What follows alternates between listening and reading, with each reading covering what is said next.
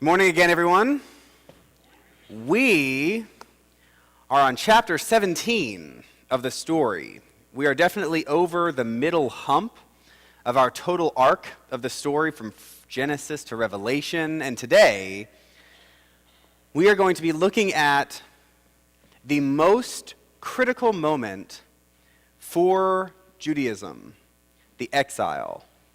For those of you who might be new to sort of biblical studies, the exile happened in both Assyria but primarily in Babylon. And it is that exile moment that affects the entire identity of the Jewish people, which naturally affects our Christian identity as well. And so it's critical that we understand the gravity of the exile. I cannot underemphasize the importance of the exile. So just a reminder, for those of you who never got one, we have bookmarks that show the chronology of the books when they happened, when their subject matter happened, not when they were written. And it helps you kind of place some of the prophets and some of the other writings within time. If you haven't gotten one of those, we'll have some at the door on the way out. I might have some in just a second to pass out to those of you who need one. But we are in the middle of the section of our story that can get confusing. And so hang with me. There's a lot of information. The books that we're technically covering today, it's the second half of 2 Kings and 2 Chronicles, Jeremiah, Lamentations, and Ezekiel. It's a huge amount of information and time. So instead of going through all the little details of the actual narration, we're going to look at some of the big ideas. And so we're starting off by saying the exile is huge. This week we're going to be looking at basically before the exile. Next week we're looking at the exile. The week after that we're looking after the exile. So these next 3 weeks are all going to be either before, during, or after that exilic period. So here are a few big ideas for today's story. We all familiar with the United Kingdom of Israel. United sort of under the first king, Saul, but very truly under the second king, David, and then continued under Solomon. Saul, David, Solomon, the only three kings of the United Kingdom of Israel. After Solomon's death, the kingdom split north and south. Here's where it gets a little confusing. The United Kingdom was called Israel. Once it split, the northern kingdom was also called Israel. The people were also Israelites because Jacob's name was changed to Israel. Okay, so we've got lots of Israels all around. So I'm just going to be talking about the northern kingdom and the southern kingdom. But for your information, the northern kingdom was Israel and the southern kingdom was Judah. The way those kingdoms were divided, you probably remember there were 12 tribes of Israel.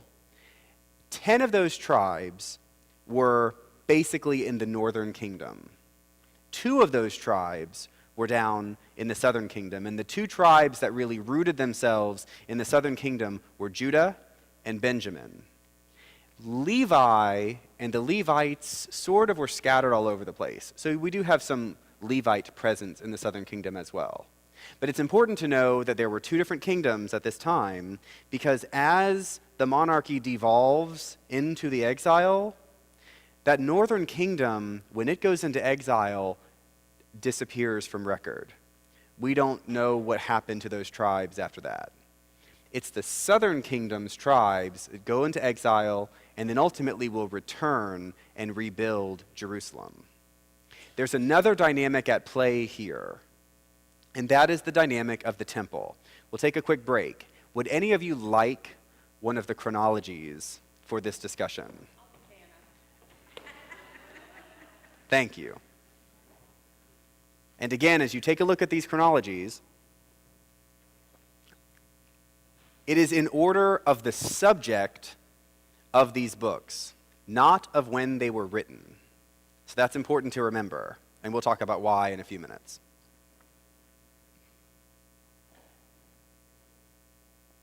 When Solomon built the temple, it was the place where the Ark of the Covenant rested. It was where the Jews believed God lived on earth. We are familiar with modern Judaism where there are lots of temples. But in effect, those are sort of lowercase t temples. The temple, the capital T temple, was the one in Jerusalem. Solomon built the first. That temple existed through this divided kingdom period and was ultimately destroyed when that southern kingdom was taken into exile. It was then rebuilt when they came back out of exile, and it's that second capital T temple that we know Jesus went into in our gospel lessons. That temple was subsequently destroyed a few decades after Jesus' life and has never been rebuilt. So I'm trying to put a few big ideas in your head so you can sort of see where we are in time. If you look at the chronology, you'll see that the exile is critical.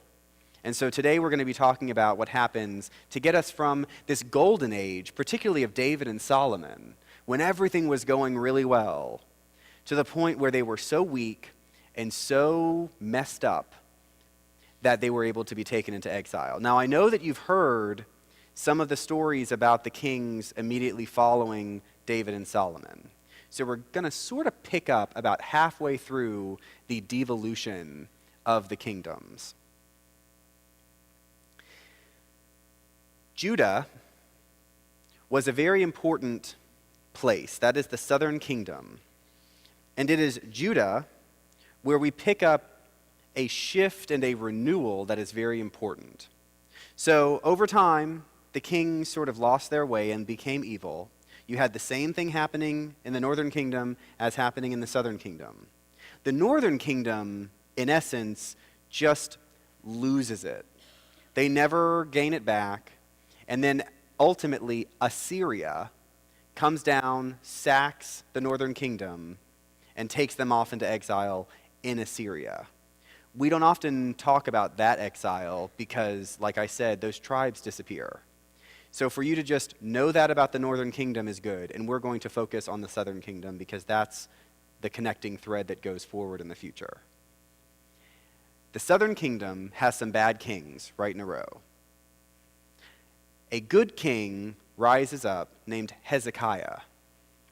Hezekiah tries to renew the faithfulness of Israel, the faithfulness of God's chosen people.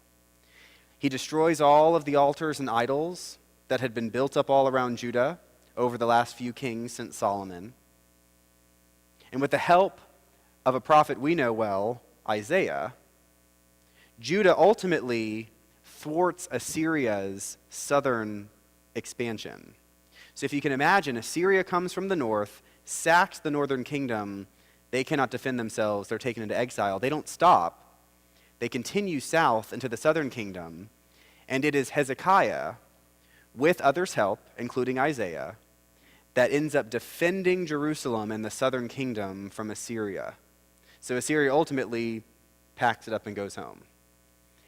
It is that moment that Hezekiah uses as fuel to renew the spiritual health of the Israelites. Fast forward a few other kings, and we get to Josiah. Josiah is a king in the southern kingdom, in the line of Hezekiah. He again tries to renew the spiritual life of the Israelites. He reads the law of Moses in front of all the people, that covenantal identity, and tries to bring them all under a new, renewed umbrella of identity within Moses. The people reaffirm their covenant to the Mosaic law, and they celebrate the Passover for the first time in hundreds of years under King Josiah. After King Josiah, we have a series of kings that just slip down the slope into trouble, and their names are brilliant, so I've got to tell you. Jehoiahaz, Jehoiakim, Jehoiakim, and Zedekiah. These are great names. So we get a series of kings that each take a step down sort of this evil path. At this point in time, so this is many, many decades after Assyria has sacked the northern kingdom, Babylon has grown in power. And Babylon, I wish I had sort of a map to show you, but if you think Mesopotamia, Babylon is that fertile crescent around Iraq today. Babylon comes up, and they have a lot of authority, and they end up trying to get this important land in Israel. So they come down and they begin to attack Jerusalem and the southern kingdom. That starts with Jehoiahaz. Jehoiahaz loses, cannot defend, and so Babylon takes some of the people up into Babylon. A few years later, they come back when Jehoiakim was king. They take more people back to Babylon. A few years later, they come back when Jehoiakim is king, and they take a few people back up to Babylon. The exile to Babylon happens over 3 phases, and it is not a total exile. This is a strange thing. The Babylonians don't really want the people. The Babylonians want control of the land. If you think about ancient trade routes, you've got lots of wealth and merchandise and other goods up in sort of Turkey, over through Iraq and Mesopotamia into Persia. And one of the biggest trade partners, perhaps the biggest trade partner at that time, is Egypt. And the way to get from up north down into the southern area of Egypt is to go straight down the coast through Israel. That trade route was very important. And so Babylon didn't care about the people. Babylon wanted to be able to use the trade route. And so Nebuchadnezzar of Babylon was smart enough to not take all these people into captivity, because you have to feed them, you have to kind of take care of them. It's a waste of effort. Instead, over the course of 3 different periods, he takes all of the leaders out of Israel. He takes all of the priests and the teachers and the artisans and all of the people that sort of create order within their social structure. Those are the people that he takes off to Babylon. By some estimates, it's not even a quarter of the whole population. So if you might want to think, about 20% of the population of Israel is ultimately taken into exile over the period of 3 different years. Now, in your timeline, let me place this in time. The 3 different periods of exile are 597, 587, and 582 before Christ. All right? 597, 587, 582. The neat thing about this exile is that it's not only within Scripture that we have evidence of this. Babylonians were really strong about recording history and laws and other things like that. In the Babylonian Chronicles, which is their main historical record, they record Nebuchadnezzar going down into Jerusalem and into that southern kingdom and bringing back the leaders of this culture into Babylon. So this is very truly a historical event. And I say that because up to now, we don't have much archaeological evidence to support anything that has happened. I believe most of it did happen, that it is truly historic. But we also don't know for sure. There are a few things like the first temple of Solomon has never been proven to have existed. The reason for that is because today it is underneath the Dome of the Rock in Jerusalem. And some of you may know a little bit about the dynamics of Jerusalem and the Middle East right now, but excavating under the Muslim shrine of the Dome of the Rock by the Jews in Israel is just not going to go well. And so they've not been able to show archaeological evidence of any of the period of time up until about now. This is one of the first moments when we have corroboration in other historical books about what we see in our scriptures. In exile, the Israelite people have a massive identity crisis. Up to now, imagine being the Israelites. Their history, their oral tradition, really began as slaves in Egypt. They were a race of people, not a religion, but a race of people in Egypt, enslaved by Pharaoh. And Moses shows up on the scene and takes them out. gives them a new identity at the foot of Sinai, gives them a law and a way of gathering themselves and understanding themselves. And a critical piece of that identity is that they are chosen by God. They are God's chosen people. That's huge. It gives them courage and place. It gives them the ability to go into the promised land with Joshua and take over this land, to establish a system of government, even a monarchy, where you've got kings and kingdoms and trade, economic prosperity. Things are going really well.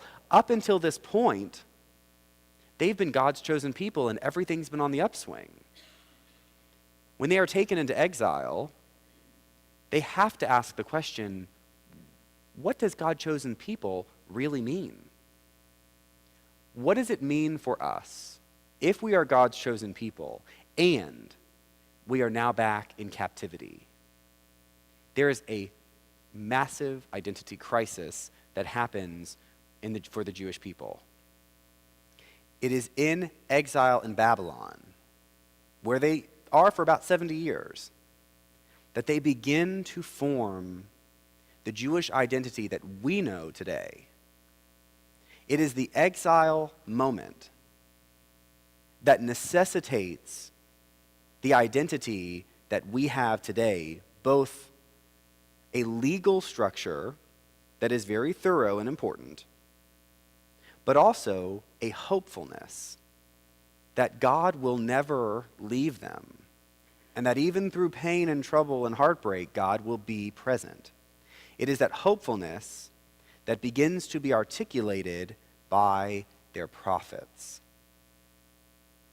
In the United Kingdom, prophets were sort of like wise court analysts. You had Samuel, you had Nathan.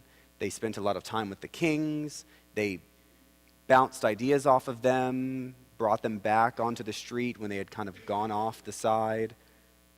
But prophets, beginning with Isaiah and then continuing with Jeremiah and beyond, became less and less honored in the court and more these voices from the outside. They took up a role that challenged the negativity and the hopelessness and the separation of God that had been founded and grown in the northern and the southern kingdoms. I believe you have heard about Elijah and Elisha, about Isaiah, and so today we're going to be looking at Jeremiah. Jeremiah is the prophet that bridges both the pre-exile and this early exilic period. And it is Jeremiah that gives us a lot of the identity that modern Jews use and that we are familiar with today. The major idea in Jeremiah's prophetic voice is what evil does to us as people. It is Jeremiah that begins to define this idea of a spirit, of a soul. Jeremiah says, from Jeremiah, "Can the Ethiopian change his skin, or the leopard its spots? No, and neither can you do good who are accustomed to doing evil." It's Jeremiah that begins to turn the conversation toward this idea of a soul, of a sacred being inside each one of us, and that we cannot begin to act properly. We cannot act in good ways if we do not have a transformation of good within us. And we, on our own, cannot be transformed for good. That transformation happens with God. What does that sort of sound like? Sounds a little bit like Christianity, right?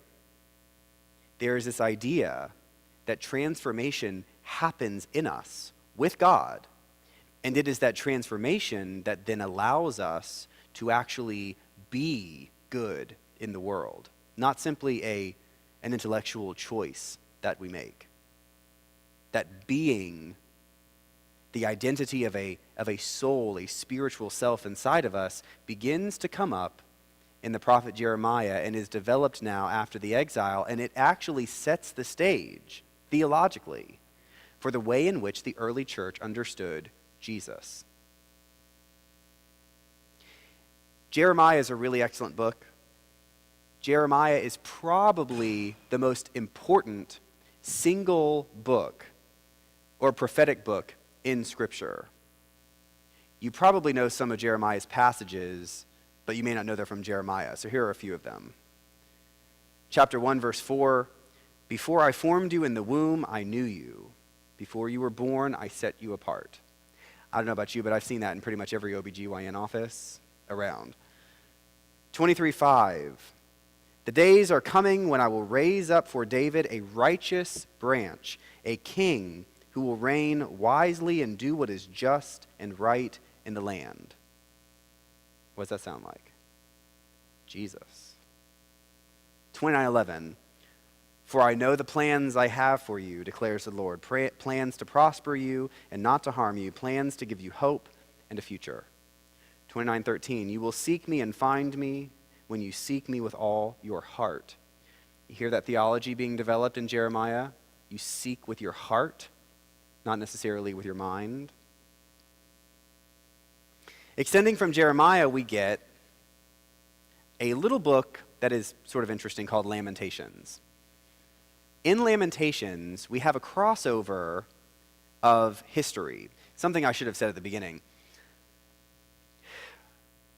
The chronological order of things breaks down right here. If you were to have started with Genesis and read up to about 2 Kings, you basically are reading everything in time, in chronological order.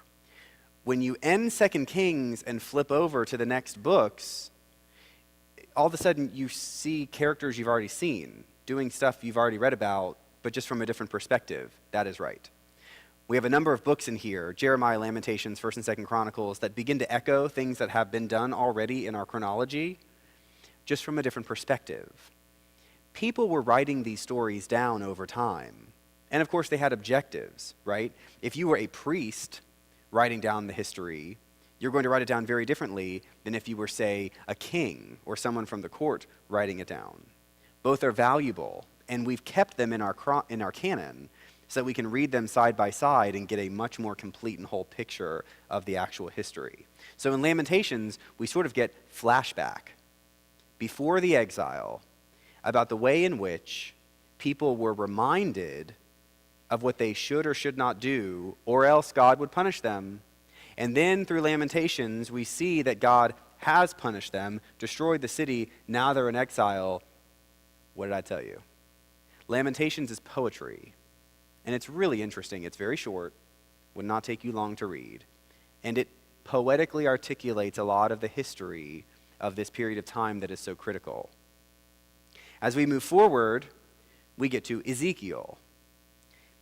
Now, Ezekiel builds on some of the philosophical and theological ideas that Jeremiah introduces. Ezekiel, for a lot of people, is considered the father of modern Judaism. He really sort of takes what Jeremiah was planting. You know, Jeremiah may have sowed these seeds. Ezekiel begins to reap those rewards. His influence on the future of Judaism is huge, greater than any other prophet. Ezekiel conceives of holiness in a way that stands in sharp contrast to Isaiah. Isaiah's idea had become dominant. Isaiah's ideas were then flipped by Ezekiel and became dominant in the period following the end of the Babylonian exile. Holiness in things and holiness in people. He did things like created the Holiness Code, which ultimately became the second half of Leviticus. The book of Ezekiel contains 3 basic sections, the first being the fall of Jerusalem, the second being oracles about the way that Israel relates to other nations, again, that identity crisis, who are they as God's chosen people? The third section is actually a plan to rebuild their country, particularly within Jerusalem. Ezekiel was a child when he went into Babylon in exile, and he believed that Jerusalem could be rebuilt and remade And it's his inspiration and his prophetic voice while in exile that really gave the Jewish people the courage they needed to leave Babylon and rebuild in Jerusalem. You can listen to Ezekiel's ideas in chapter 36:26. I will give you a new heart and put a right spirit in you. I will remove from you your heart of stone and give you a heart of flesh. That's likely something else you've seen on a bookmark or a coffee mug. Ezekiel manifests this idea of changing your heart in order to change your being. That becomes very critical to Judaism. So let me recap, because it's a lot of stuff. Before the exile, the prophets warn Israel that they are slipping out of control, away from God. The people ultimately do not heed the words of the prophets, and so are taken into exile in Babylon. In Babylon, they go through an identity crisis that actually creates the modern Jewish identity that we know. Then those prophetic voices continue, both Jeremiah through to Ezekiel, that inspire them to return from Babylon and rebuild that second temple better than it ever had been. And it is that moment that creates the foundation, that renewal of Jerusalem, upon which our New Testament stands. The exile is critical for our understanding of things because, as we know, the Jewish people go through a lot of trouble. Egypt, then Babylon. Ultimately, following Jesus' life, death, and resurrection, we get the diaspora, where the Jews are sent all over the former Roman Empire, including Central Europe and Eastern Europe today. And then, of course, we come to the Holocaust.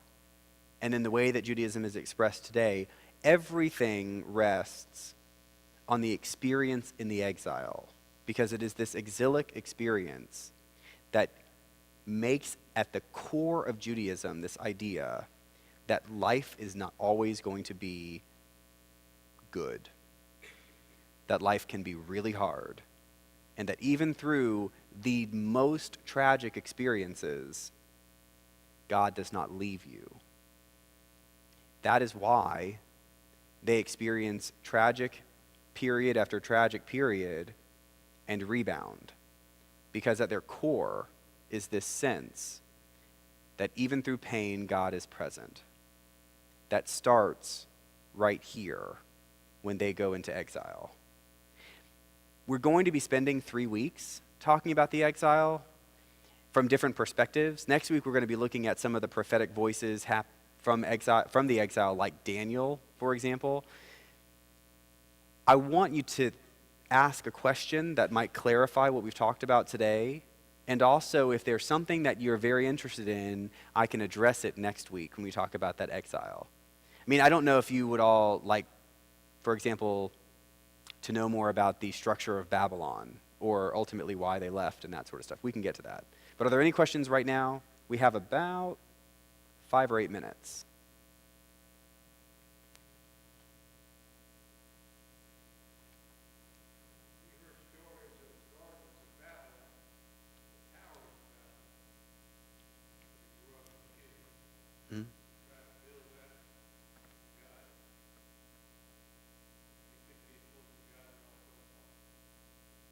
Talking about the Tower of Babel? Nope, not the same thing.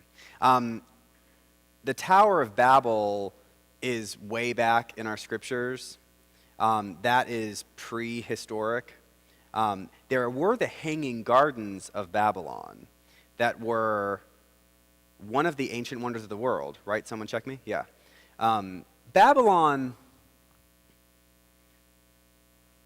when we think about the great ancient cultures in the Middle East, Babylon ranks right up there. Egypt certainly trumps everyone.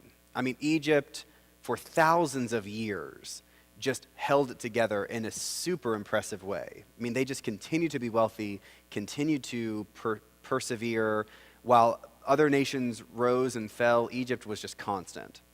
And of course, we cannot go without saying China is doing their own thing on the other side of the Himalayas.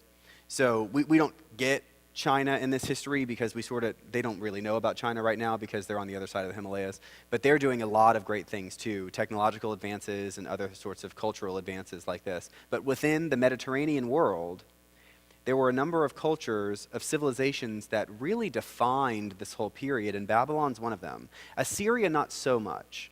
But Babylon ends up fighting with Persia. Persia is another relatively consistent power in this region.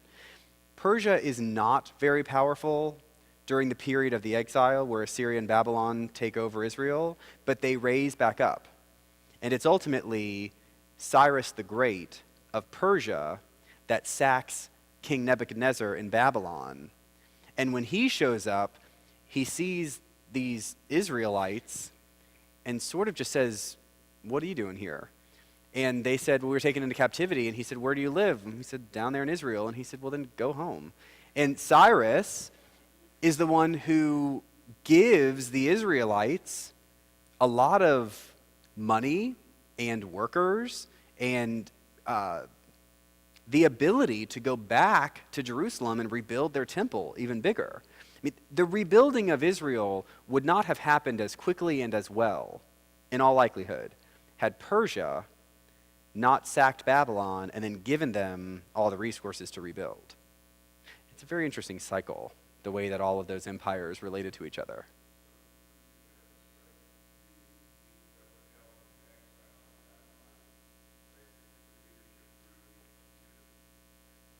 Yes, the leadership of Judah.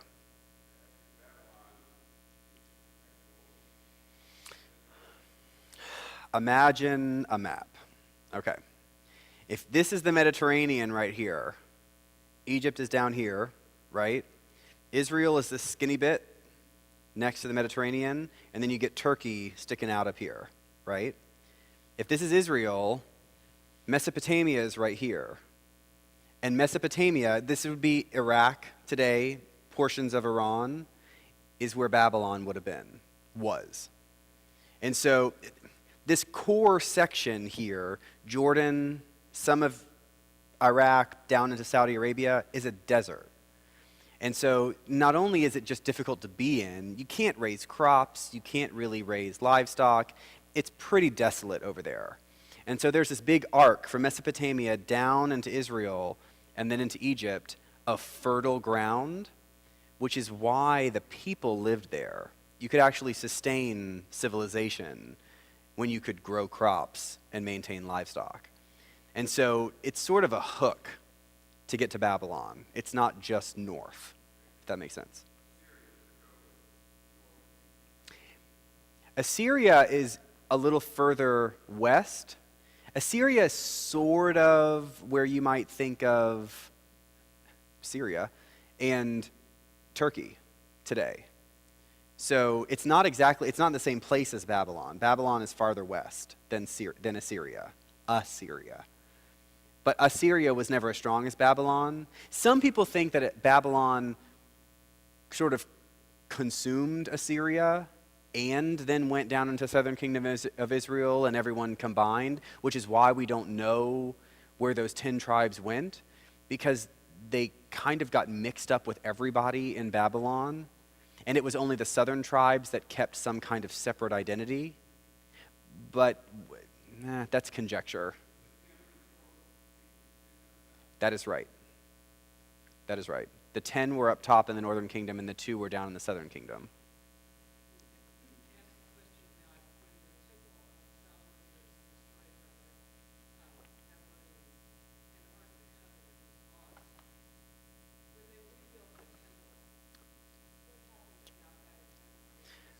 So the question is, when that first temple of Solomon was destroyed, what happened with the Ark of the Covenant? They took it into Babylon. Nebuchadnezzar, king of Babylon, was very smart. And what is confusing, if you look, you don't have the kings in order, but we just talked about the last few kings of the southern kingdom. Hezekiah, Manasseh, Amnon, and Josiah. They were all kings over I hate to use the word united, but a single southern kingdom. Jehoiahaz came on board, and it was Jehoiahaz that was first attacked by King Nebuchadnezzar. He was taken, the ark was taken, all that stuff was taken. They took the top people, the elite leaders, they took them to Babylon. And my only assumption, I think it's easier to sort of take this from the history, Nebuchadnezzar probably figured you cut off the head and the rest of it will just stop. But once Jehoiahaz was gone, Jehoiakim became king over what was left. So then he came back 10 years later and he said, well, do it again. Cut the head off and they'll be weaker, and then they took them all back. Jehoiakim became king over what was left. And so a few years later, Nebuchadnezzar came back again, did the same thing, and that was the death blow. So it really took kind of 3 moments of going down into Jerusalem and the southern kingdom to really break them apart, which is why it's a little confusing. So the very first, no, the first time. They really destroyed the temple that first time. They took all those sacred things with them, thinking, if you walked into Jerusalem, take all their sacred stuff, their identity's gone, right? Well, what he didn't understand is that the southern kingdom was so far gone from their religious identity that they didn't really care. I mean, ultimately, they hadn't cared about what went on in the temple for centuries. You had this little moment with Josiah or Hezekiah where they tried to renew, but they couldn't make lasting change. And so it was Cyrus from Persia who came into Babylon and said to these people who had maintained this identity, go back home. That included the Ark of the Covenant. The Ark was still in Babylon. When Persia overtook Babylon, they sent it all back.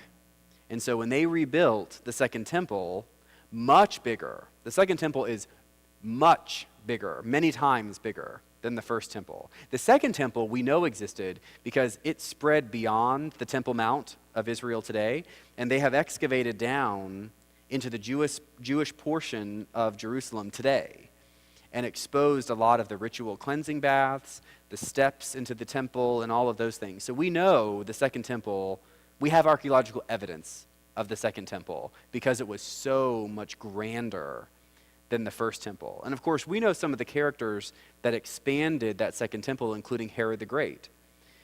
We are relatively close to the period of Jesus now. By the time they come back and rebuild the temple, we're only about 400 years away from Jesus.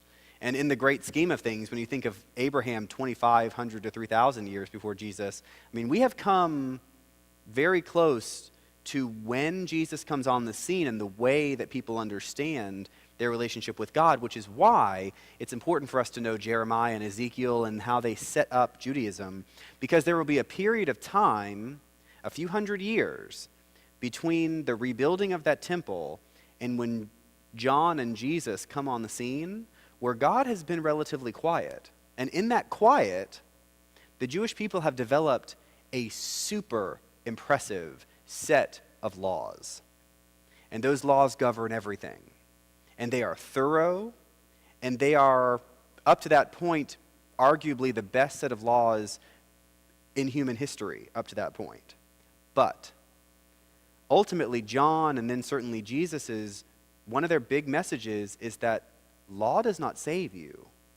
Law does not transform you. They hearken back to an older voice of these old prophets like Jeremiah and Ezekiel when they say it is your heart that is changed with God, and that is what really changes you. Which is why in our Gospels, particularly in Mark and Matthew, they always quote the prophets. Because what Jesus is really doing is saying, 400 or 500 years ago, the prophets told you what was true. I'm here again to make sure you hear it this time. We have a couple minutes.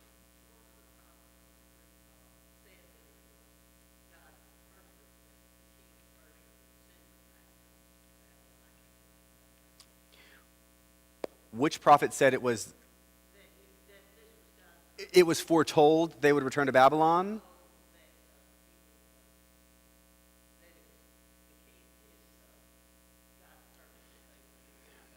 Right, there's a prophet that foretold that it was God's intent that the Jewish people would return and rebuild Jerusalem. I'm gonna roll the dice and say Jeremiah. I'm not entirely sure. I will look that up and let you know next week. I promise I won't lie to you.